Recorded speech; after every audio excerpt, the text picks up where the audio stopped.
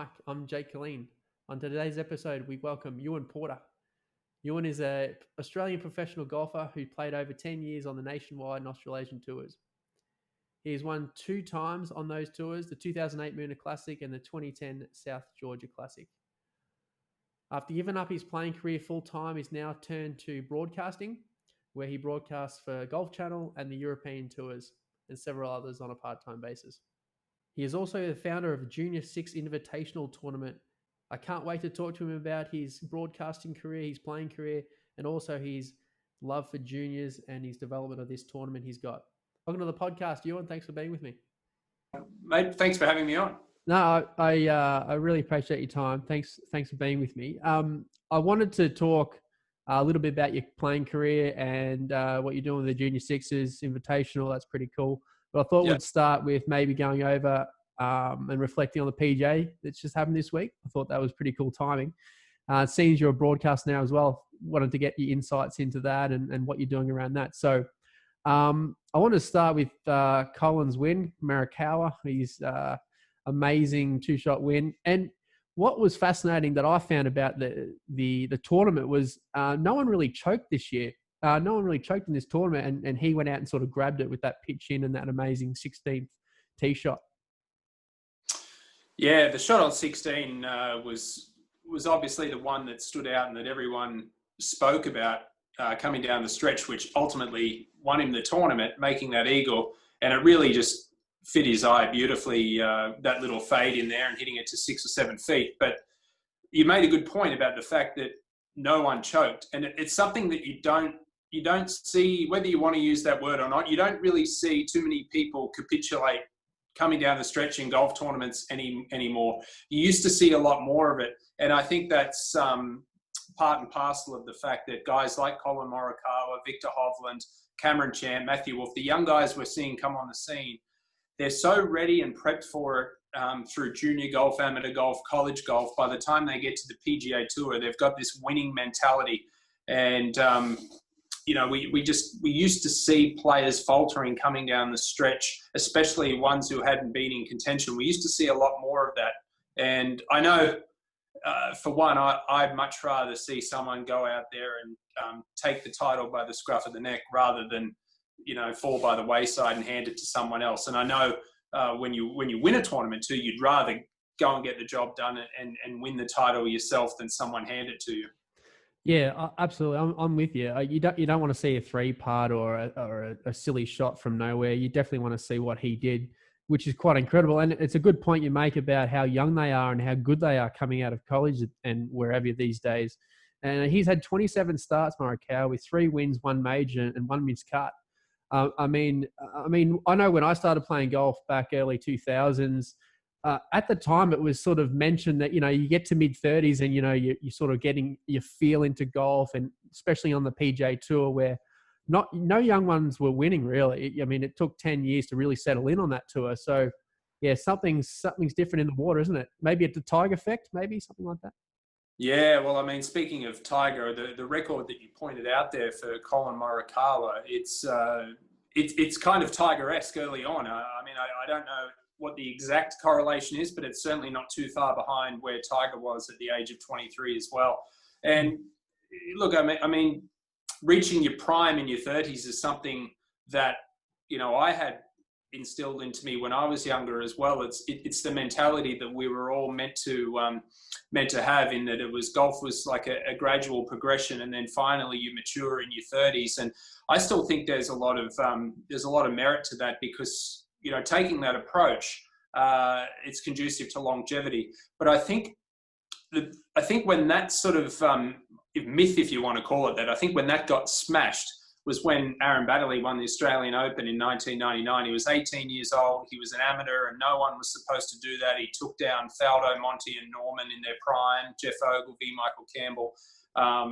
It was fascinating what he did. And I think when he did that, an amateur hadn't won on the Australasian Tour for 100 years. And then all of a sudden, the next week, Brett Rumford won the Players' Championship up at Royal Queensland when he beat Craig Spence in a playoff. And when one person does it and others who play with that guy or are around the same ability, see him get it done, then they have the belief that they can get it done as well. And we're seeing that the last couple of years on tour.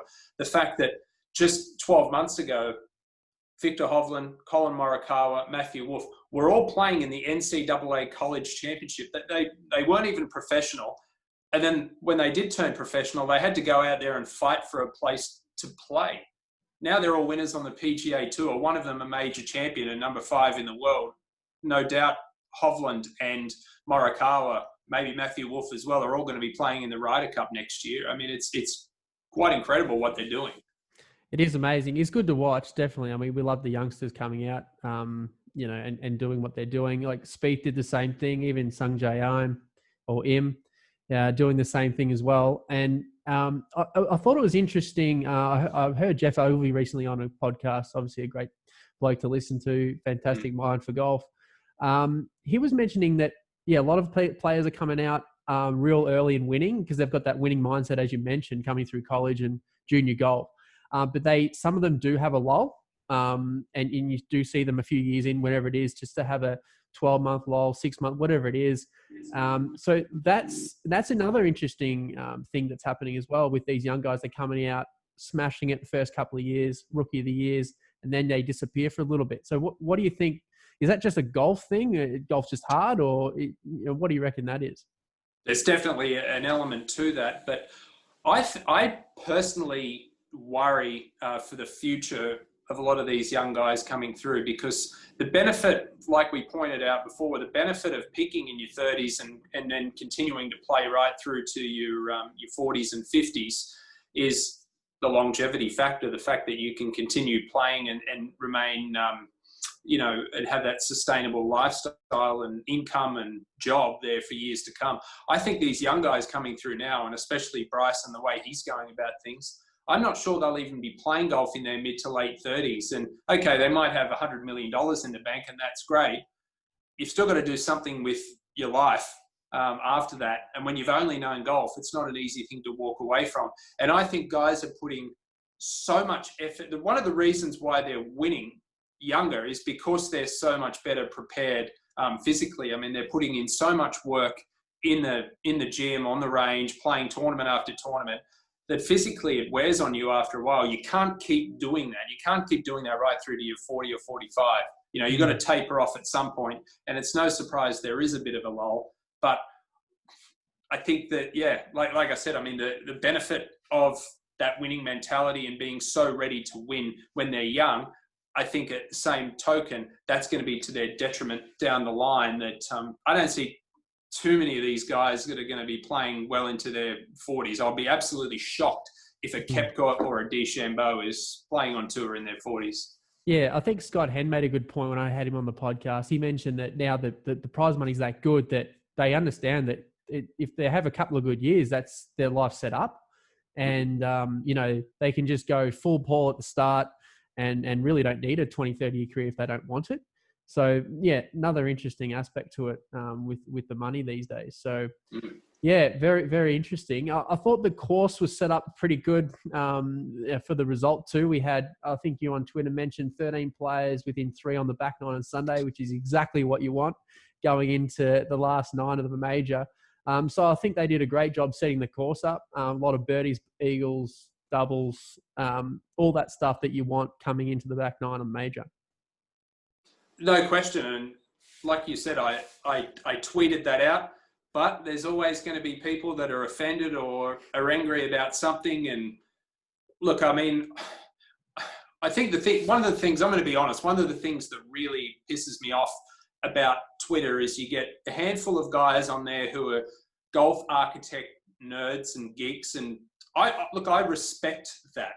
Because I love golf architecture. I love old golf equipment. But at the same token, you can't be that person that says, well, everything was so much better in my day and completely shun what we're seeing now. Because, I'm someone who watched, I'm a golf tragic. I love what I saw in the 70s and 80s. I love the clothing, the equipment. I love everything from back then. But how can you not be entertained by what we saw on Sunday, where with 5 holes to go, it looked like there could be a 7-way playoff, the most in history.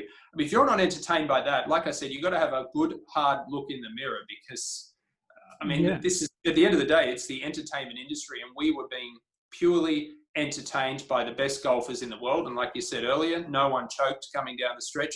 It was absolutely fascinating right up until the final putt dropped. Yeah, absolutely. Especially with Day being an Australian, having him up there with a chance to win again from nowhere, like he was written off. People are quick to write people off these days. And the guy's come back, with some 3 or 4 top 10s in a row, and actually put a little bit of money on the guy, thinking that, he's in good form, and it nearly paid off. But yeah, Collins destroyed me there. And even Paul Casey, like the poor guy, I haven't seen him play that well down the stretch of a big tournament before. He played amazingly down the stretch. He's one of those guys that tends to maybe make a mistake or miss a putt where he shouldn't. But he did everything right, and he came up a little short. But, Collins had to make those 2 unbelievable shots to get it done, and good on him. Yeah, no question. And, Paul Casey had his best major finish. I think they were making the point that he's played more major championships than anyone currently without winning. I think that was his 64th major, and he'd finished 3rd at the Open Championship 10 years ago. And this runner-up at Harding Park was his best finish, and he did everything he needed to win. Just got overtaken by a better player on Sunday. He was looking the most solid to me with a few holes left. I thought he was a big chance, and 10 top 10s in the majors. So yeah, hopefully that's not his last chance, because he deserves one too, I think. But you mentioned how you couldn't be entertained. I think I was definitely entertained by the golf and the course setup. It allowed people to come back and go forward really quickly, which is what you want. But in terms of no crowd and in terms of the broadcasting, I felt a little bit underwhelmed. I thought if you added the crowd aspect to a PGA, they're one of the loudest of the year. That would have been really cool to have that with that sort of energy around the last few holes. And with the broadcasting, I thought, what do you think of the ESPN, is it CBS sort of combo there? How did you feel about watching the broadcast? Yeah. Well, on that note with the broadcast, I saw a statistic yesterday that they showed per minute, they actually showed more golf than any other major championship in history. So again, from an entertainment perspective, you're seeing more shots. So you can't complain at that aspect. And I think what a lot of people don't realize is that there is the commercial element to it. And I certainly understand people, especially a lot of people in the US, I understand their frustration with all of the advertisements and shots being shown off tape. But at the same token, CBS has bills to pay, and those, those ads coming in, that's what's paying those bills. So they need to show them. So it's kind of a catch-22. Here in Australia, when they have those advertisements in the US, we're lucky. We don't get too many ads. We get the world feed. So when they're showing the ads, we're seeing a lot of fill, if you'd like to call it that. And a lot of that fill comes from players who are coming 40th or 50th in the tournament. So you might go from seeing Colin Morikawa 1 shot ahead to showing you Sloughton 10 shots behind, putting for a par on 17. There were a lot of gripes about that on Twitter, but there's so many underlying reasons that they are showing that particular shot or something similar. And I just think the fact that you are seeing so many different golfers playing live, I think it's wonderful. And there's no perfect formula, but I think here in Australia, to be entertained like we were coming down the stretch, to be able to see a whole host of players from the cameras that were available, I think was pretty cool. From a crowd perspective, there was nothing that can be done about it, unfortunately, during this pandemic. But I know back at Bellerive in St. Louis in 2018, when Brooks Koepka edged out Tiger and Adam Scott, I was there, and there were roughly 60,000. Well, I can tell you that the first day of that tournament, there were 56,000 people there, which was a record. And they broke that record every single day after that. And to give you an idea, I know that the Open Championship typically averages about 40 or 45,000 people per day on a much, much, much more expansive layout. Bell Reef much more tightly compacted, and there were 56 to 60,000 people there every day. And the noise, the decibels that were being created there was absolutely phenomenal. I mean, even in our tight little commentary box, you could hear the ruckus outside, and it just adds so much to it. Unfortunately, you just couldn't do anything about it this year, and it's all sort of, it's just hearsay or having a wild stab in the dark about what would have happened if there had been crowds there. But I think given the fact that there weren't any, we couldn't have been any more entertained. Yeah, I think going back to the broadcast, I think they've done a great job in utilizing the top tracer, and I like all the numbers they generate with the ball speeds and the club head speeds, especially with Bryson being up there and doing his thing. I think that's all great and really added to the broadcast. It's interesting with the commentary itself. I really love your commentary. I think you're very honest in your commentary. You're young, enthusiastic. I think it comes across in the way you broadcast. So I commend you on that. I really like listening to your commentary. However, I do feel like there's, I think there needs to be a better mix between the sort of really older, experienced guys that have that knowledge and the younger, youthful sort of, sound coming out. I think the mix hasn't quite got there yet with that. And I felt like listening to the broadcast, it was a bit much of a muchness again and again. It was like repetitive. Yeah. And the tournament's different, but I felt like, it's back to the same old tournament I've listened to before with, I love Faldo and Finchy, but it's, it's the same. I'd like to hear a little bit more enthusiastic. And when, Mickelson came in the booth for I think it was on Saturday for an hour. I mean, it just enlightened the broadcast. I'm not sure if you saw that or listened to that, but how did you feel about that? Because I thought it was a really cool mix to have him in there. Yeah, I mean, whenever Phil talks, regardless of what it's about, it's always with a level of enthusiasm, and that definitely came across in the broadcast. And I think that word in itself is something that's needed in golf broadcasting globally. I know that Sky Sports in the UK seem to have really found their niche with Nick Doherty, who's exactly my age, and then Andrew Coulthard.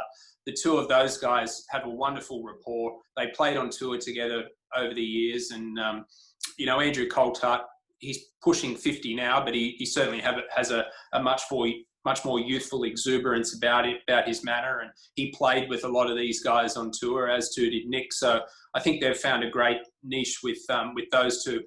Look, I know with myself, Ned Michaels, an American guy who I've broadcasted with over there the last few years at the US Open and USGA events, he's one of my best mates. I mean, we played on the Asian tour together 16, 17 years ago, and I'll be honest, one of very few self-depreciating Americans, and he has a great sense of humor, and we love the banter when we're in the commentary box. He's 41 or 42, which I'm 38. In the broadcasting world, especially in golf, that's very, very young. And I think the good thing about both of us is that we're in touch with the younger players, and we also played and grew up idolizing a lot of the older guys. So we've sort of covered both ends of the spectrum, whereas a lot of the older guys who are in their 60s and 70s, they're not so familiar with the younger players coming through now. And I think one of the benefits, I can guarantee you this, one of the benefits that I can assure you from a younger broadcaster's perspective is that knowing the younger guys like we do, playing golf with them, hanging out with them after the round or before the round, is that intimate knowledge comes across so much clearer in a broadcast versus reading what they've done on Google or being fed information from a statistician at the network or a producer. When you know that person, it just helps immensely, because when you're watching a broadcast and you're watching a player, typically you've only got 10 or 15 seconds maybe to talk about him, the shot, something about something that's relevant to that moment. And if you can just have that knowledge of what that player is thinking personally or something about his background to be able to throw in there in that short interim, it's so beneficial. And I take pride in the fact that I've gotten to know a lot of these younger guys, and certainly here in Australia over the last few months where I really haven't had any work, I've been able to play golf with a lot of the younger guys, and like an Anthony Quayle and Jake McLeod and Maverick Ancliffe and those guys. And I get a huge buzz when I'm out there calling the tournament or interviewing them, because we've got that rapport and it just makes it so much easier. Yeah, absolutely. And you've been doing it now for 8 or so years, I think. Yeah, you started a few years back now. What have you learned since you've been from the start to for your knowledge now? Or what have you sort of changed or adapted or put into your broadcasting that you didn't do at the start? Yeah, I think one of the best pieces of advice that I got was pretty early on. I worked alongside Ian Baker Finch at the World Cup down at Royal Melbourne back in 2013. And, he basically just said less is more. And I know it's something that I remember Kerry Packer told Shane Warne early on in his broadcasting days when he'd retired. And it really rings true, because I have a tendency to waffle a little bit. I have a lot going on up here. I'm going a million miles an hour. And sometimes you're better off just to let it breathe and just let a picture tell the story.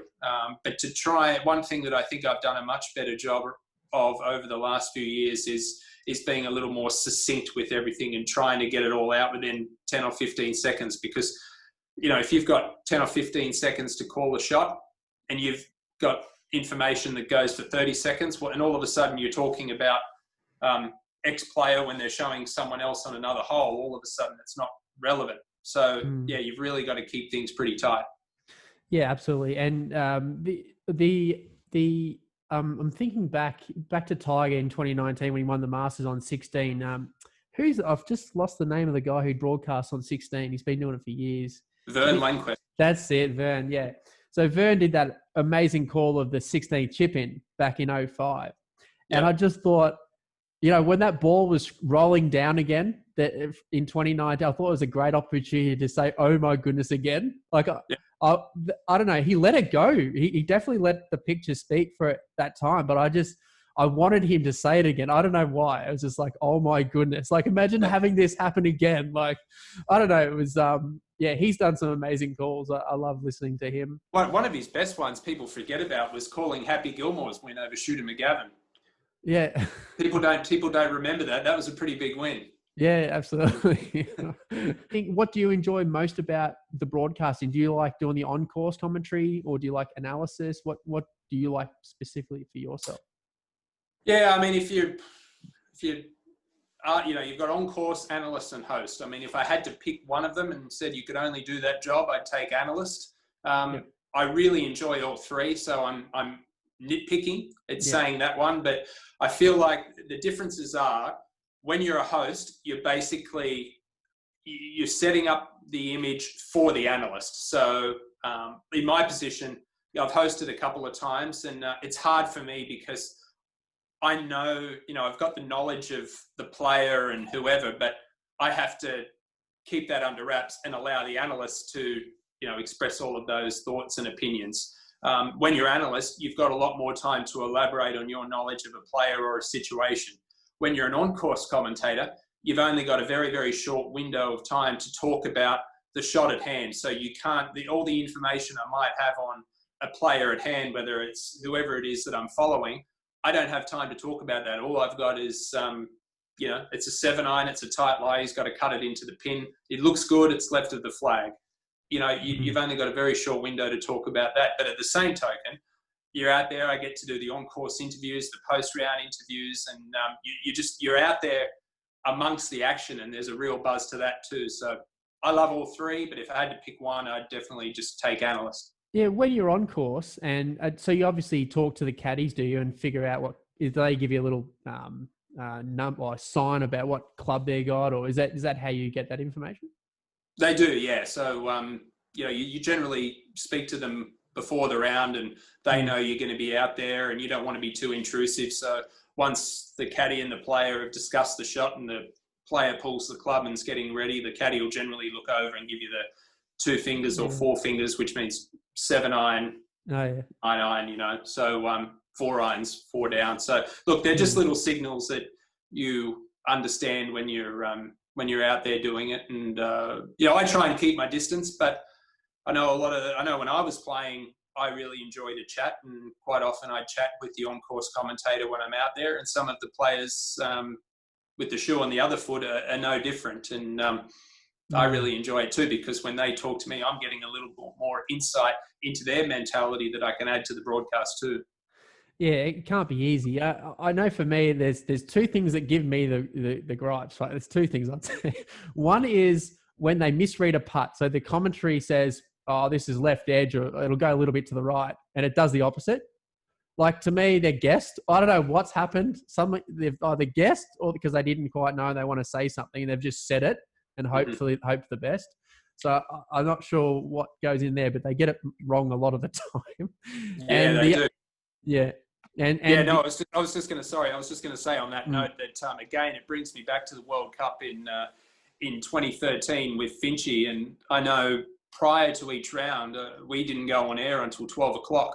We were on the golf course at 7:30, 8 o'clock, and this was all purely because of Finchy's professionalism and dedication. We'd go around in a golf cart, and he treated each day like a practice round as if he was a player. So he'd check out where the pins were, where the tees were, where the ideal landing spot was, and where the ideal angle was. And then when we get on the green, he'd take a putter out, he'd take a couple of balls, and he'd hit different putts. So he knew exactly what way putts were going to break so that he would not make that error on the broadcast. I thought that was pretty eye-opening. Yeah, absolutely. I think it's great to prelude the shot. It's fantastic. People want to hear that. But yeah, when they get it wrong, most often it's like, well, are you just guessing? Like, it's just, I don't know, for some reason really annoys me because I'm looking left edge and it doesn't. Anyway, and the other one that really gets me is when they call a shot fat when they've come up short. There's no option for a miss club, or maybe they've got it high on the face. It's always fat if it's short, and that really annoys me as well for some reason. Yeah, I know. I understand. But anyway, I think most of the time they do a good job. But anyway, what got you into broadcast? Did you always have a love for it? And you said you like to talk. Did you always think that could be something for you to do after you're playing, or did it something you just fell into? Yeah, well, look, I mean, it really stems back to when I was about 6 or 7 years old, and I was a rugby league tragic, which I still love the sport, but I'd sit on the couch and my goal was to be Rex Mossop or Ray Warren, and I wanted to call rugby league, and I'd still do it given the opportunity. But that's 30 years ago, and it's something that I'm living, not during the pandemic, but it's something that I have been living. Whilst I was still playing on tour, fairly early on when I was about 25, I had the opportunity to do some in front of the camera stuff and a little bit of on-course work over in the US on the it was the nationwide tour then, Korn Ferry Tour now. And I had some positive feedback, realised that I enjoyed it, did a couple more times whilst I was still playing. And then, certainly towards the end of my playing days, even though I was only 29 or 30 when I walked away from it, I realised that it was something that I really wanted to pursue. And in the back of my mind, I didn't want to be 35 or 40 years old and still playing and wondering what I was going to do with the rest of my life. So it was very, very difficult to walk away from playing when I still had status and eligibility to play out there. I wasn't playing well and I wasn't enjoying it, but I had an idea of what I was going to enjoy, which was the television and broadcast side of it. And it hasn't been easy. It's been a long, hard slog to really try and get the foot in the door, and a lot of emails, a lot of phone calls, and a lot of just, meetings and literally flying all over the world to meet with the right people. But, I always deep down believed that I could do a good job. And there's always a little part of me that's concerned that I don't have a PGA Tour win or a major win under my belt, which in the US seems to count for everything. But in other parts of the world, especially in Europe, it's I feel like it's just, I'd like to think that it's my enthusiasm and my youthful exuberance, really, when it comes to television, that's going to carry the weight. Absolutely. And look, you're a winner on tour, mate. So, that's nothing to be shunned about. So, keep up the good work. I think you're a great commentator. So Thank you. Keep up. Hopefully you get back out there after this shutdown, hey? So I hope so. Any end insight for you? When's your next one? Or do you even know? No, I mean, I signed a contract to work in Europe this year, and I had 10 events that I was going to work, and I did Dubai and Saudi Arabia plus the Vic Open earlier this year. And I mean, that tour itself is struggling now. I mean, I had half a dozen events with PGA Tour Live in the US. I had to give up the US PGA and the US Open. And I mean, I I received a travel exemption from our government. I could have gone over there, but I didn't see the point in going over there to do 2 or 3 events and then come back and have to pay $3,000 in quarantine. I mean, I could go and make $100,000 if I did go and make $100,000. Still, the last thing I would want to do is come back and spend 14 days in a hotel room. I couldn't think of anything worse. Absolutely, yeah. Well, hopefully this. I won't go too deep into it. Well, hopefully we get back on the street soon. Hey, it's it's a bit silly at the moment, I think, but and you guys are okay. You guys can get outside without putting a mask on. We're locked away and hour a day outside and curfew. So I feel like I feel like we're not in Australia anymore at the moment. So let's hope for the best. They should start a coronavirus podcast. We could make it pretty controversial, I think. That's right. Yeah, moving on. I want to talk a little bit about, because you alluded to the fact that you've been able to play a little bit now that you're back in the shutdowns, and you play with Quayle. I know Anthony. I played with him a couple of times. Amazing talent. Watch out for him, I think. And you're able to play with Adam Scott too. So that was pretty cool. What I want to know, he didn't have any lead up really tournament wise, and he come out and top 22, 4 under at that track, and I thought that was a great effort. He's a top 10 player. What do you see the difference? What's the difference between a top 10 player in your eyes and just your tour player that wins a couple of times? What's the difference? Yeah, it's a very, very, very fine line. I think someone like Adam Scott, let's go back to what you said at the start, that he finished tied for 22nd and hadn't played a tournament since March. You know, he told me that one thing that he's figured out over the years is that he loves to starve himself of competition. And, you know, he won at Riviera in February this year, and it was his first tournament in 8 or 9 weeks.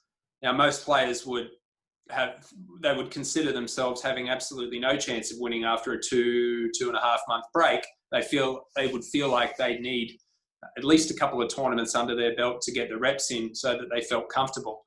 I can really only think of Tiger as the other person that could come off an extended break and go and win. But, you know, Adam realised that he does enjoy starving himself of the competition, and he really feels like that he's hungry and ready to go. Proved that when he won at Riviera. This was the longest break he's ever had in his career. I think to go and play 4 rounds in a major championship and not one of those rounds be under par. He did admit that his iron play was a little bit rusty. And I just think it's incredible what he did, because that was not an easy golf course. And I'm sure that he would have liked to have finished a little higher up on the leaderboard, but still it was a commendable effort given the uncertainty of the last few months. And I know when he was out here in Australia, he told me when we played a couple of times that he just wanted to play. Yeah, you know, there was the opportunity here to do something that will do quite a few things that he hadn't done his entire career, which was to spend a few months in Australia, spend a lot of time with his mates, play local public golf courses and help his friends out washing golf carts and playing with their sons and doing junior clinics. And he was just the greatest role model and ambassador for Australian golf that you could imagine while he was here on the Sunshine Coast. And he just wanted to play. What a legend. Oh, a champion. And, you know, he just wanted to play. He said, I don't like practicing and grinding if I haven't had my coach's eyes on my swing and working on something specific. And he said that would have happened if he was here, because his coach, his brother-in-law, actually lives in London. And whilst there's what we're doing now, there's Zoom and there's FaceTime, there's nothing like that face-to-face contact. And hence they went into a 2-week like boot camp, training camp in South Carolina before he went to the PGA Championship, where they were able to do that. So, look, I said to him, I said, you know, mate, for winning 30-something tournaments and a major championship and being world number one, I said, whilst that's absolutely incredible and everyone would give their left arm to be able to do that, I said, what he did here in Queensland while he was home, to me, is far and away better than any on-course achievement, because, you know, he's basically leaving a legacy for generations to come by doing what he did. Yeah, absolutely. And he's clearly, his ego, that ego isn't shown. Like it'd be so easy for him to say, oh, no, I'm not doing that. I'm not in form. I don't want to put this out there or what have you. But clearly he's got a heart of a champion, a heart of gold, and it was so good to see that. And the guys that he played with and the courses that benefit from it must be loving it. So yeah, good on him. But in terms of what you saw in him, do you think it's more of a mental belief or self-belief? You know, these guys, you know, in the top 20, top 10s, is it the difference of self-belief? Yeah, I probably should have answered that question, shouldn't I? Instead of going off on that tangent. That's okay. Yeah, look, I mean, I guess I was trying to relate it to Scotty, who is a top 10 player, as we know, and just so solid all round. I mean, I know that he gets a hard time for his putting, but statistically, he's actually in the top third of putters on the PGA Tour. He's one of the greatest lag putters going around. So statistically, he actually doesn't have that many 3 putts. Yeah, look, Lucas Herbert. I've played a couple of games with Lucas while he was here, and Anthony Quayle, who was top 30 on the Japanese Tour last year and won the Queensland Open. He's a top 200 player in the world. Yeah, I would say ball flight is probably a big thing. I noticed that Adam doesn't hit. I mean, although he can vary his trajectory, he doesn't have many mishits at all. I mean, everything is flushed. There's nothing that's really spinny or a snap hook or anything like that. Whereas, you know, like a Lucas or an Anthony Quayle, 99% of it is incredible. There's that 1%. There's 1 or 2 shots maybe per round that are. I mean, I'm clutching at straws here. They're a little bit loose, and I don't mean to be harsh. It's just something that it's my role as an analyst, I guess, to highlight this. And just 1 or 2 shots around that I thought to myself, yeah, look, I wouldn't see Adam hit that shot. And it's something so minor because they are so impressive. But it is that 1 or 2 shots per day, which adds up to half a dozen shots maybe at the end of the tournament, which adds up to $500,000. So it's it is that fine line. It's only 1 or 2 shots per round, and that's what these guys are. That's what these guys are seeking, who aren't in the top 10 or top 20 in the world. They're looking at ways to, to eliminate that one bad shot per round. Yeah, as you said, at the top level, there's not much to it. There's not much in it. But yeah, as you said, one or 2 loose shots, you might get away with it on some occasions. But if you over a course of 72 holes, that's enough, isn't it? And not many players win by more than 1 or 2 shots in a tournament, do they? It's either playoff 1 or 2 shot wins. So there's a fine line between first, second, third. So yeah, it's more robotic, isn't it? It's same. Put yourself in the position time and time again, and that's the good players seem to do. The top 10 players are just there all the time, and they break through. With a tournament where they, last 9 holes, something like what Colin did happens, but they're there most of the time. You're right. It's incredible. But I mean, it's something that if you're not really comfortable over a shot, it will, whether it's a driver or a putt or a chip, it will get exaggerated under pressure. Yeah, absolutely. So I'm going to talk about you now in your playing career, if that's cool. 2-time winner. So you won the Moonah Classic. That was back in 2008, and then won again at the South Georgia Classic, which was the Korn Ferry Tour equivalent nationwide. I think the Moonah Classic was also a co-sanctioned event, wasn't it? So correct, yeah. Basically a 2-time winner on that tour. And you won by 7 shots at the Moonah Classic. Talk us a little bit about that week, because you absolutely crushed the field. I did, yeah, and I didn't have too much previous experience at Moonah. I'd played the Aussie Open there in 2003 and had missed the cut, but I'd had a good stretch. The end of 2007, early 2008, I'd been in contention in a few tournaments, went close to winning the Aussie Open at the Aussie in 2007, and had just qualified for the Open Championship prior to winning Moonah, and definitely went in there full of confidence, and definitely felt like it was a golf course that suited my game. And when I referenced that, it was more, I think, from a visual perspective. I'll be honest, I've never been the most accurate driver going around. And at Moonah, I was flushing it that week, and I was hitting it, distance-wise, I was hitting it pretty long. So I felt like there were a lot of fairway bunkers there that really weren't in play. I was just carrying them. whilst other players were having to lay up short of them. So I was able to take full advantage of that aspect of my game. But at the same token, everything seemed to fall into place that week. And I was leading after a couple of rounds by a shot, and then I hurt my neck in the gym on Saturday morning, and I actually thought that I was going to have to pull out. And in hindsight, it was a blessing in disguise, because I had so much to think about and there was so much at stake, and I didn't have any status on any tour outside of Australia at that point, that I think it took my mind off the potential outcome.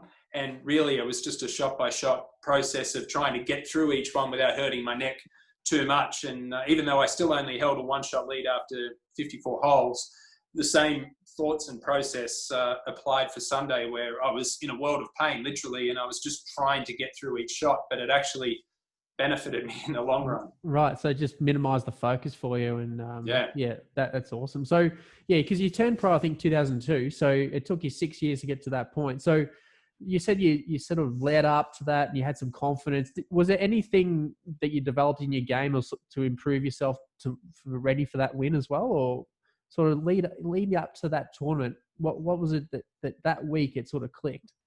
Yeah, look, I think in 2007, I did play my first Open Championship at Carnoustie. Played terribly, but great experience. I'd had a rough year in 07. It was a combination of really didn't have anywhere to play worldwide, hadn't played that much, played terribly when I did, had a breakup with a girlfriend in the US, and came back to Australia in October and just wasn't swinging it well, wasn't playing well. And I still remember a moment when I went up to the New South Wales Open at the Vintage in the Hunter Valley and on the range Wednesday, and I hit a couple of shanks. I had no idea where it was going, and I was almost on the verge of tears. I mean, I was ready to give it away. I'd been at it for a little over 5 years, and obviously financially wasn't doing too well because of all of that. And Christian Small, who I've known since I was a junior, he was working up there for a golf equipment company called Nikent, who I ended up using their equipment when I won at Moonah in 2008. I asked him just to have a look at my swing on the Wednesday, and he noticed that I was really restricting my hit turn on the way back and spinning out of it and getting stuck on the way down. So really the only thought that I had for the rest of that week was to try and get a deeper hip turn going back and feel like my arms were out racing my hips coming down, which is almost the opposite to what we're hearing now with the young guys just rotate so quickly. But for me, I still to the day feel like there's a lot of merit in just syncing everything up coming down. And my swing thought was to feel like the position I was in at address was where I wanted to be at impact. That was my thought anyway. And I ran with that thought for a few months, and it was terrific because I just knew that any shot that went right, I knew that it was because I'd spun out of it and the club was behind me. So to know that, to have that knowledge of a shot and why it occurred was liberating. And unfortunately, it didn't stick with me for an extended period of time. But that period from the New South Wales Open in October 2007 through till March 2008, a 6-month stretch there where I think I didn't miss a card. I won a tournament, almost won an Aussie Open and qualified for the Open. It was a great stretch of golf for me, and it was really all thanks to Christian giving me that tip on the range at the Vintage. Yeah, Christian, I follow him a little bit on Instagram and Facebook. He's a good fella too. So shout out to him. It's interesting you said that because I think you're right. I think the two things, having a feel that you can trust, definitely, like the hip back and syncing up your hands and arms, and knowing that if you have a bad shot, there is somewhere where you can go and you're not worried about it. Those two things are crucial, aren't they, for your success over a 72-hole tournament? Because if you're not sure where that bad shot's coming and when it's coming and how it's coming, your confidence can get really dried up, can't it? Yeah, and I think that almost really comes back to what we were just talking about with the elite players. It's definitely also one of the reasons that I think the top players in the world rankings are able to play well on a consistent basis, is that there is no real panic mode there after a bad shot. There's no searching when they're out on the golf course. And I know that even a lot of the a lot of the top professionals on the PGA Tour and the European Tour, that they're guilty of it. They're guilty of searching when they're out there, and it's something that's not. It's a band-aid fix. It's not something that's conducive to being consistent and playing well long term. I think that if you can have that knowledge of a particular shot on a golf course and why that occurs, and then be able to put some, put a fix on it while you're out there, that's huge. Not many people have the ability to be able to do that, and I know I did only for a short period, and gee, it was a wonderful feeling. Yeah, you would have been walking very tall, I'd imagine. It's a great feeling, is it, when the game can feel so easy and so hard, and it 1 minute you feel like you can't not win a tournament, and the next minute you feel like you can't, bust an egg, as we would say, right? So the difference is amazing. It's funny, after I won Moonah and I won by 7, I remember I did an interview with someone, and I said, well, geez, I didn't even have a tour to play a couple of weeks ago or a week ago, but now I think the realistic goal is to get 3 wins under my belt as soon as I can and get the Battlefield promotion to the PGA Tour. And all of a sudden, then I start missing cuts again, and I'm like, what's wrong? There was this complete false sense of security that I'd won a tournament, just thinking, oh, well, I should be able to do that all the time. Just ridiculous game. So, yeah, ridiculous. So can you pinpoint where it sort of fell apart? I mean, is it back to your technical part again? Do you just feel like you just lost a bit of confidence in the technical side again? I did, yeah. Look, I wish I knew why that thought that I had. I wish I knew why it stopped working. It did. And then I did go searching again. I think, yeah, I wish that I could go back to what I did as a kid. Even now, I sort of, as much as I love what I'm doing, there's definitely a part of me that when I was a kid, I never had a coach, never had lessons. I didn't look at my golf swing. I didn't care. I mean, I think I was almost old school in that my theory was the ball flight doesn't lie. If I was slicing it or hooking it, it was because of X. So I just fix it up. If I was hooking it, I just start hitting a few cuts, and that seemed to figure it all out.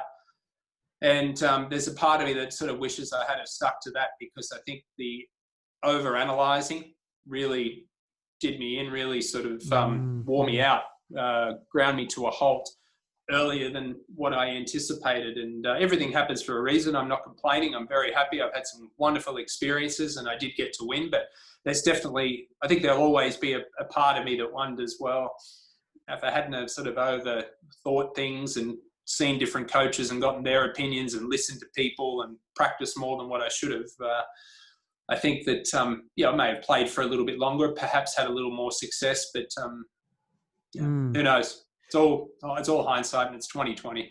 Yeah, exactly. Well, the patterns you have as a kid really stay with you. And if you're going to try and change a pattern, you got to work hard and hit a lot of balls and do a lot of work to change that. So when you saw coaches, did you feel like it should have been a quicker fix or quicker turnaround to changing a technique? Did you feel like maybe looking back now you're like, well, if I'm going to try and do that, it should have been a lot more hard work going into that?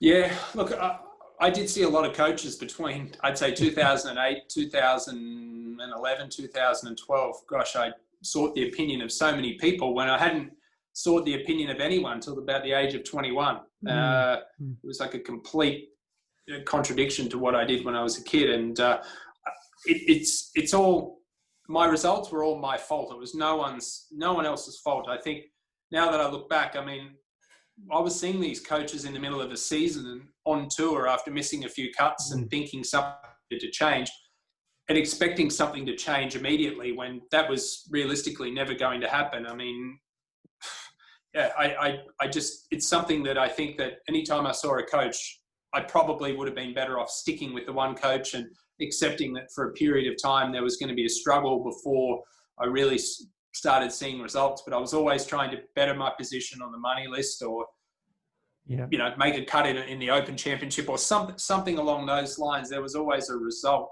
coming up that I needed to play well, and I was never really in anything for the long term. I was always looking for the quick fix, and unfortunately that never occurred, and it's not a good way of going about things. And it's actually something that I try and tell young golfers coming through the ranks now, that whatever you did as a kid, whatever made you good, don't ever stray too far from that. If you're someone who had lessons from the age of 10, if you're someone who never practices and just plays holes, go and just continue doing that, because once you start getting away from the habits that made you good, I think it can only lead to second guessing down the track. Yeah, absolutely. You're spot on, because I think I've spoken to a lot of guys on the podcast now that have been tour players for 10, 20, 30 years. And that's what they all come back to, is like, you got to find what works for you and stick to it. And the people that stick to it have long careers.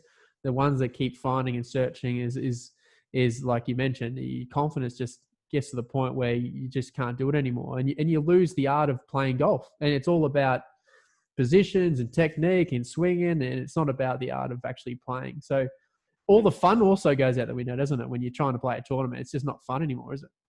Well, it's not fun. And one of the great aspects too of traveling around on tour is exactly that. Maybe not during a pandemic, but traveling, going and seeing all these different places around the world. And I'd say in my last 6 to 12 months of playing, I pretty much became a tourist everywhere I went. I hated playing practice rounds. I was just over the whole thing. And anytime I went to the tournament on the Monday, I basically spent Monday through Wednesday exploring Colombia or Chile or New York or wherever we went. And then I'd rock up Thursday and play. And by that point, I was ready to give the game away. So I was in a golf headspace that wasn't great.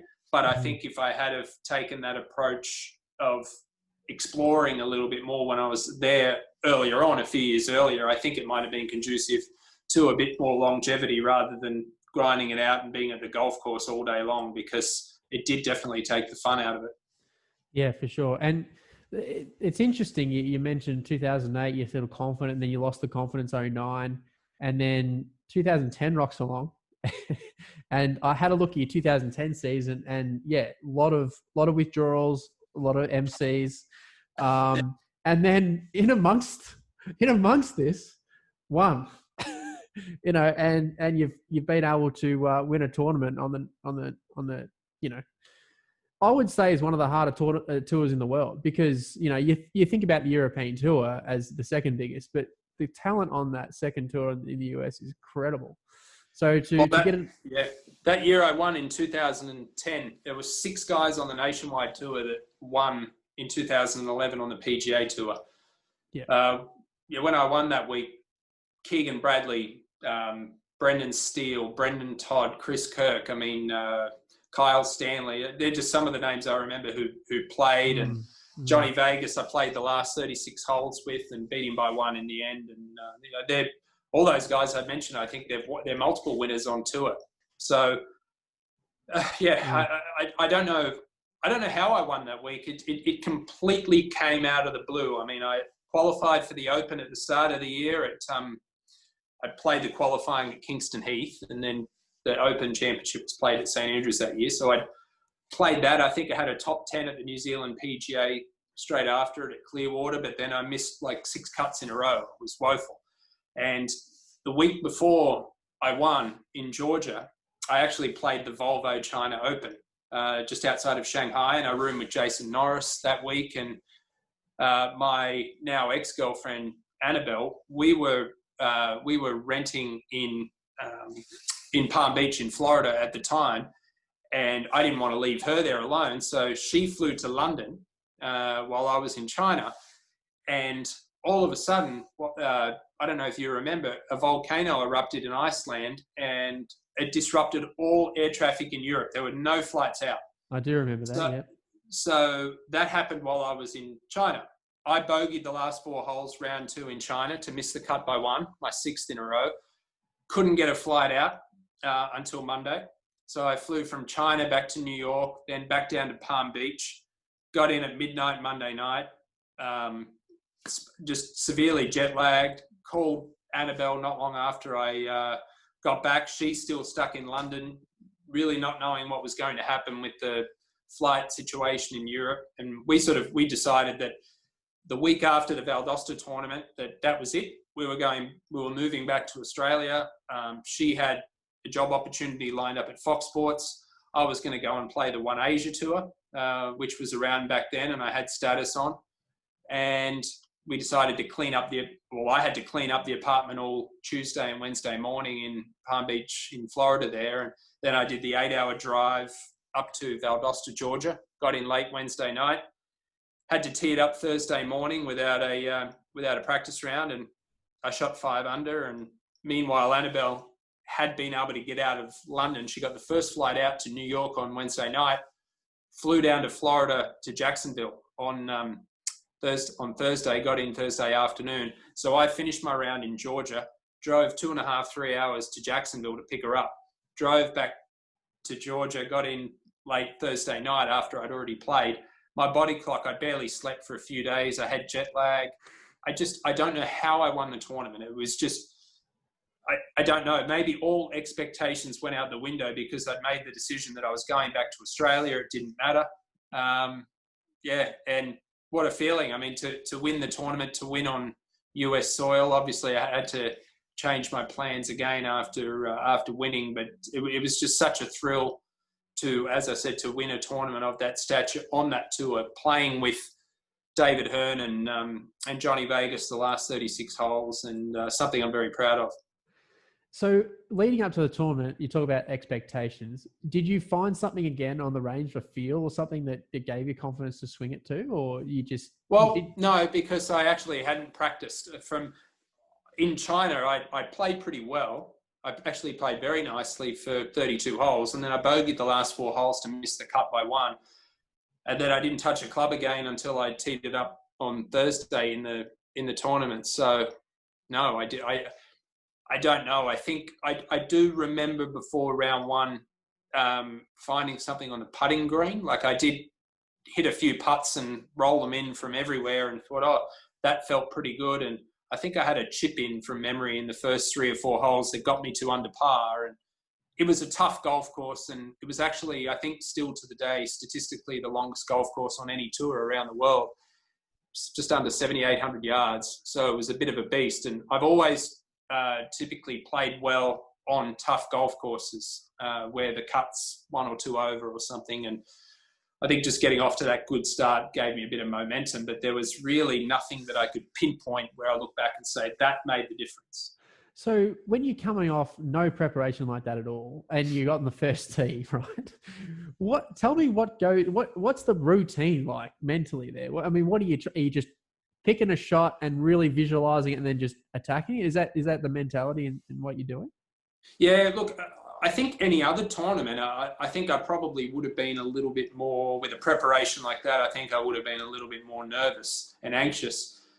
But like I said, given the fact that I had made up my mind that was my last tournament, and also the opening tee shot there was pretty wide open, and I was able to freewheel it a little bit more than if there was OB left or water right or something. So I do remember hitting a really good opening tee shot. And another thing that would be remiss of me not to mention was the fact that I had I don't know how I did, but I developed this sort of 15, 20 person strong cheer squad that week. I was getting billeted out on the golf course. I'd never met them before Wednesday night. And they had this huge mansion that they lived in, and they brought in friends from Alabama and all around Georgia to watch the tournament. And they just all decided, I don't know why, to become my cheer squad for the week. And I think that added to the fun element of the week. And I was treating the week like a swan song.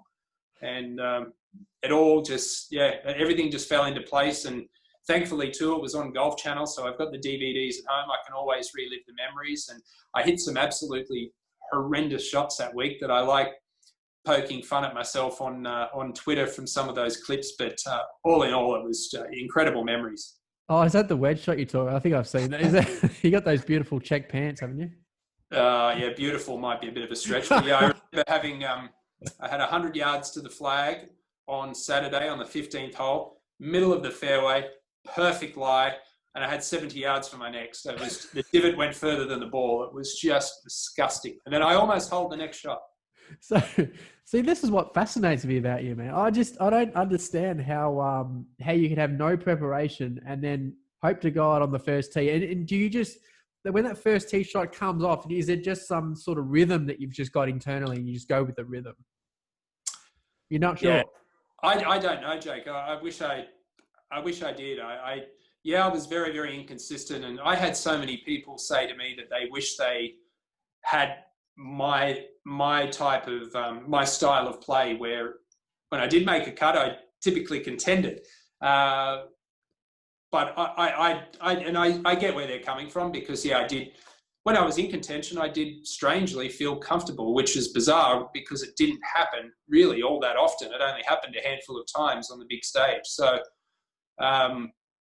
look, I know from a player's perspective, I would have much preferred to have been that consistent guy that makes a lot of cuts, because I know that when I make a cut, I feel like I've got a really, really good chance, and a bit of pressure goes out the window. But look, I got the job done. I got the job done twice, and I'm thankful for that. It sounds like you're really a confidence player. It sounds like you were, if the confidence was high, you were like top of the world. You're gonna win. You know what I mean? And you did that. And then for whatever reason, what do you think? Because it's okay not to win all the time, right? It's really hard to win. Yeah. But why do you think did you miss cuts just by one or two, or were they by a lot? No, I did. Well, I think I worked out I had a stretch in 2010, 2011 where I missed 12 cuts or 13 by one shot. Right. And I know in 2010, that year alone, there were 5 tournaments where the cut was 6 under par, and not one of the golf courses was under 7,000 yards. So 10 years ago, technology's come a long way in 10 years. So, a 7,100 yard course then is the equivalent to probably 74 now. Not easy by any stretch. And I was playing okay. The tournaments that I was missing cuts, I was still under par for 36 holes. But the problem is that okay doesn't get it done on those tours. You get 2 rounds out of it. You've got to play really well now just to be there for the weekend, and exceptional to be contending. So it does chip away at your confidence when you're rocking up to the golf course on Saturday to practice, and the other guys are going out there to contend in the tournament. It's not easy to do. So I think for me, I let the fact that I was emceeing get to me a little bit, as opposed to looking at my results and saying, well, okay, it's not that bad. It may be just 2 or 3 shots around. Where can I improve those 2 or 3 shots? I didn't look at it objectively like that. I just pretty much went into panic mode. So where do you think, looking back, those 1 or 2 shots would have come from? Where was you sort of feel like your weakness was, where you could have picked that up? For me, it was tee shots. It was the lack of trust in myself, or my swing, or whatever you want to call it. It's always been the case. It's 1 or 2 shots around that I'll drive it into the water or out of bounds, make a double or a triple, and that really just crucifies me. The amount of times I did that, I'd probably be a millionaire now if I hadn't have made those doubles or triples. And I know I look at someone like Cameron Davis, who's playing on tour now, and he is sort of the same in that he just seems to throw in a double every single round. I mean, makes a ton of birdies, has so much talent, and a great guy. But just that one hole every round, I think right now is the difference between him being 100th on FedEx and probably top 20 or 30. So it's, I don't know what Cameron's, I don't know what his problem is with if you want to call it that, with the double or triple. For me, it was just standing on a tee shot and just not trusting it. And more often than not, it was trouble on the left. Yeah. Okay. You must have been quite secure emotionally, and how did you deal with it emotionally when you kept missing those cuts? Did it really get to you, or did you just really have a fight in you?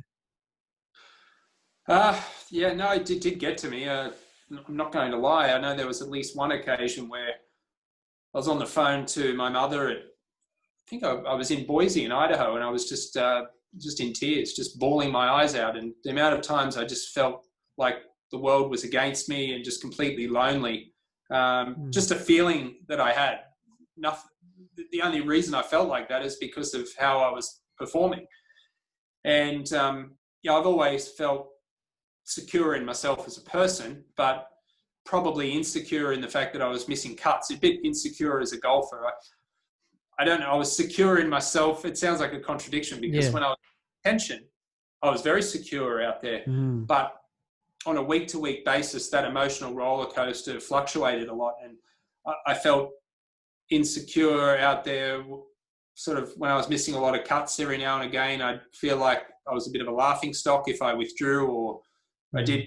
I'm not going to lie, I'm not proud of it. I walked off a golf course a couple of times in tournaments. I know I'm not the first person to have done that, but it's something that I wouldn't do again if given the chance. But for me, I rode an emotional roller coaster out there, and again, I keep coming back to it. If you're going to have a long career, you can't afford to be doing that because there's going to be so many more lows than highs. You've got to be able to try and keep it at a plateau as much as possible. And I know last year when I was broadcasting at the US Senior Open, a guy that I knew pretty well was caddying for Retief Goosen, and he caddied for a ton of players on tour. And he said he'd never met anyone that had kept it so level emotionally, which is no surprise watching Retief Goosen play. And I think hence why not only has he had a successful career, but he's 50-something now and will probably continue to play well and into for another 10, 15 years. And it's just something you've got to do to be successful. So I'll balance the question out too. I'll say, what was you felt like your positives? What was your real separator to other people that couldn't win on tour? What was your positives there in your game? I think I had a really good imagination out on the golf course. I think I was able to improvise very, very well, and I think I could create a lot of shots out on the golf course. I certainly wasn't one-dimensional, and I know even when I won in Valdosta, I've got the evidence on tape. The amount of draws and cuts and high shots, low shots. I hit a couple of drives that week, drivers off the deck, off the tee, because the hole called for a fairway finder and kind of a little fade out there, and I knew that I could hit this squeezy low fade off the deck with a driver, and it was a nice little go-to shot to have to keep me in contention. But I think I was able to create shots under pressure, especially when I was doing well, that I felt very, very comfortable with and I could rely on. Yeah, cool. So looking back now, what would you say to your 18-year-old Ewan Porter? What would you say to him? If you were to try and get him to maybe play 20 years? What is going to make golf as fun as it is now as an 18-year-old, 20 years down the track? And whatever that is, don't stray too far from it. Like I said before, with how a young player becomes good, whatever you do to make golf fun, whatever your lifestyle is, maybe as an 18-year-old, you have a little bit more fun away from the course than a 38-year-old. But I think you've got to have a really good golf life balance, or work-life balance, if you want to call it that. I definitely strayed too far to the work side of it. Got too engrossed in my game and my golf swing, and just burnt myself out mentally and wore myself out emotionally. And I think that when I was 18 or 19, I loved the game of golf and just loved playing the way I did and hitting drivers off pencils and hitting big cuts and draws and mixing it up. And, I'd even go and play 9 holes for the half set of an afternoon. Everything I did was always just something that was really fun to me. And that fun, really, I lost my way when it came to that fun side of it over time. Yeah, keep it fun. That's good. That's some good advice, mate. To win twice and to have that success, I think a great player wins, mate. So I think you're a great player. Just because you weren't as consistent as some doesn't mean that you weren't a great player. I wanted to, congratulate you on your career for what you did. Oh, I appreciate it, Jake. Thank you very much. And, I appreciate you having me on and being able to talk about it. And it's nice I don't do it too often anymore. I know when I was on tour and it was a pretty selfish lifestyle, and most of us do become quite self-indulgent out there. And these days I try and be a little bit more unselfish, but it's nice to reminisce and talk about the good times a little bit, and appreciate you allowing me to do that. No worries. Well, we haven't mentioned the 3 British Opens too, or the Open Championship. So you obviously qualified for them, did you? All 3?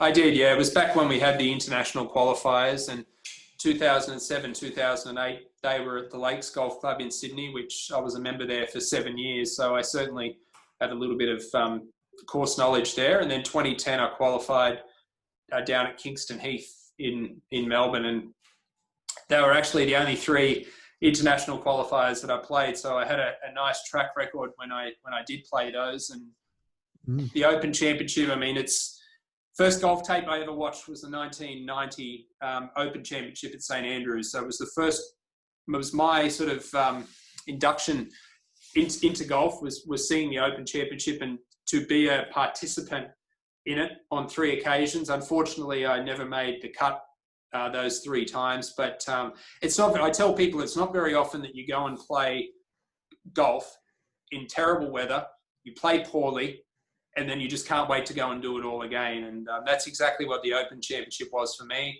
I played Carnoustie, Royal Birkdale and St Andrews. I probably picked the best 3 to qualify for. I had a practice round in 2007 at Carnoustie with Padraig Harrington, who ended up winning that week. So I always tell people that I showed him exactly what not to do. But I had my best mate caddy for me in 2010 at St Andrews. And then I had the opportunity last year to broadcast at Royal Portrush during the Open. So to play them and then be able to broadcast at the Open Championship, I've been very, very, very lucky. More fortunate than most people. It's certainly, I know, just to attend an Open is a bucket list experience for most. So again, to have had those experiences, very, very grateful. Yeah, what a thrill, mate. Especially to play at St Andrews would have been amazing. Playing with Harrington, though, on the time he won, he must have been flushing it. Was he in the practice round? He was. It was interesting. He hit every single shot that day with a glove under his left arm. And one other thing that he did I've never seen, I know he loves to tinker, one other thing he did I've never seen anyone else do is he carried his normal driver, which was, I think it was a Wilson driver, but it was 9 degrees, 45 inches. He carried another driver that was 7.5 degrees and 46 inches. And he said the reason he did that was this 7.5 degree driver, he said it was a knuckleball. He said he didn't like the flight on it. It had no spin, but he said, I don't cut this thing or hook this thing. He said it goes straight, but just as a knuckleball. And he said it's absolutely perfect for Carnoustie. And he went ahead and used it that week and obviously did a pretty good job, except maybe for the 72nd hole of keeping it in play. And it worked wonders for him. Yeah, he's a fascinating character, isn't he? He's really fascinating. How he can hit some shots with what he does sometimes is funny to watch. But, I know. He's out there. He does love to tinker, but look, that's something that he told me he did that as a kid. So again, he's kept that up his whole career. That's right. Well, I wanted to sort of finish on your really cool thing you're doing with junior golf in Australia, which is the Junior 6 Invitational you've created. Please talk about that and the concept and the format of the tournament. Yeah, so look, I mean, it's been quite a few years now that I've wanted to be able to do something with junior golf and create a tournament, but I wanted to do it right. I didn't want to just hold an 18-hole junior tournament playing for a $50 voucher or attaching my name to it because A, my name's not big enough, and B, I just wanted to do something that had sustainability and gave kids opportunity and leaves a bit of a legacy, leaves something there that you can keep building into the future. Then, unfortunately, my dad passed away at the end of 2018. And I think that really, it really snapped me into gear to be able to do something with junior golf in his honour. So, well, sorry to hear that, but was he right into junior golf? Was he as through his life? He was right into junior golf. It was just he was obviously such a huge supporter of mine, not just through my junior golf career, but every sport that I played growing up. And I wanted to do something to honour Dad, and then I wanted to do something for the kids too. I just wanted to, as I said, create these opportunities and pathways that don't otherwise exist. So I was very, very fortunate. None of this would have been able to be possible or have been created without the help of Cronulla Golf Club, which is where I grew up. the PGA of Australia, Golf New South Wales, who I both work for and have a close relationship with, the ALPG Tour. First of all, I approached Cronulla Golf Club to be the host venue for last year, and then those other associations that I mentioned, they came to the party with professional exemptions for the players. And look, last year we had a 2-day tournament. It was 36-hole stroke play with a six-hole match play, like the World Super 6 tournament that was in Perth. We had that for the top 8 players following the stroke play. And in the final, we had both Australian junior champions, Elvis Smiley and High Park for the girls. They both lost actually in the final. And then the boys champion, Hayden Hopewell, he's gone on to, he finished second in the WA Open. He was top 10 in the Gippsland Super 6 tour event last year, which is one of the exemptions that he got for winning the junior sixes. And then he contended in the Australian Open. So we had incredible talent and caliber of players on hand.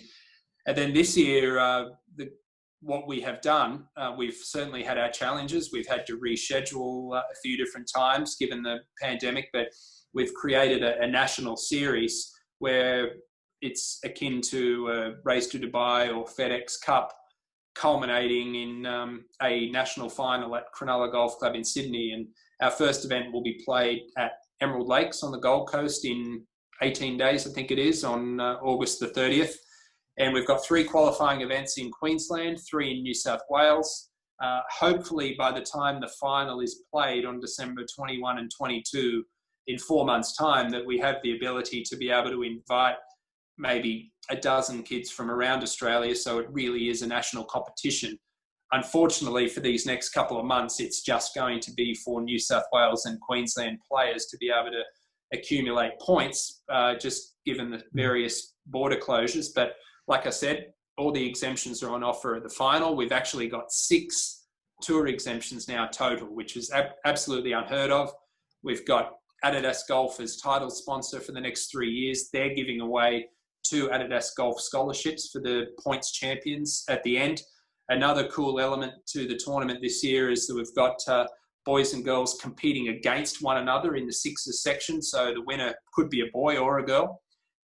It will be scaled tees, so girls will be playing a golf course 86% the length of the men's. That's something that we've figured out from data used from various professional tours around the world. Very cool. And then look, for me, I'm obviously extremely proud of what we've created. I mean, the opportunities and pathways are, I'm going to sound boastful here, but it's just factual. I mean, we're creating something that's not otherwise possible anywhere else in the world.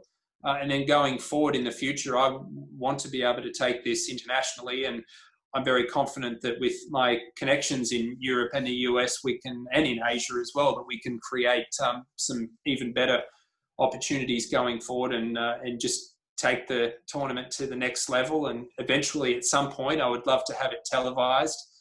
And I think we can really get to that point because we've got some wonderful ambassadors in, Victor Hovland and Lucas Herbert, Usman Khawaja, people, Nico Hearn, Todd Woodbridge. I mean, people from other sports recognising the opportunities that are on offer. And look, I know my dad's looking down very proudly, and I'm just, for everything that I've done and I've achieved, I mean, it pales in comparison to what I've been able to do with the support of others, obviously from the various associations and Golf Genius and the various golf clubs, Cronulla Golf Club as well. It is a team effort, and what we've been able to create is something that just makes me smile. I'm very proud.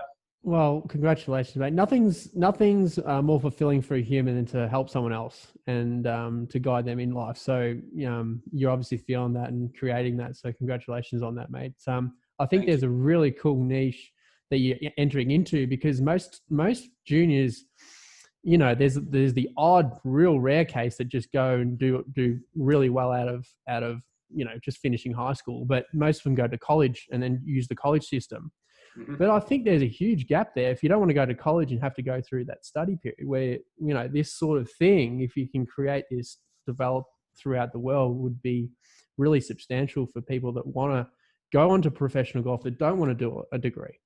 Mm-hmm. Yeah, no question. And I'm certainly not going to knock any other pathway. I think what Golf Australia are doing is fantastic, and other associations around the world, the English Golf Union, everything that those associations do are very, very commendable, and they're great supporters of junior and amateur golf. But as far as pathways into professional golf, I mean, to be able to this year play a handful of tournaments, half a dozen tournaments in New South Wales and Queensland, and for a boy or a girl to be able to earn their way into 3 tour events.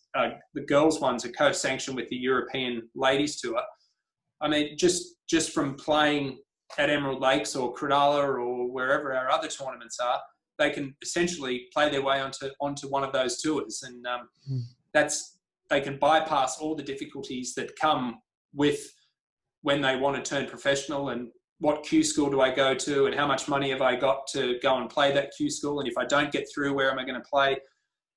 They get these invitations into the tournaments. All of those stresses can be alleviated if they go and perform well in those tour events. So like I said with Hayden last year, he went close to winning on a couple of occasions, and like Elvis Smiley, who'll be back this year. I mean, Elvis is certainly more than capable of winning a tour event. He's got a ton of game, and there's quite a few not far behind him. And then Steph Kyriakou, I called her win at Bonneville in February this year on the Ladies European Tour. I mean, she's only 19, and there's some girls playing our series that have beaten her and are not too far behind her. So I'm excited to see where some of the participants in this year's series, where their careers go over the next 2 or 3 years. Yeah, look out for Cassie Porter too, your namesake. She I had her on. I've played with Cassie a couple of times. Yeah.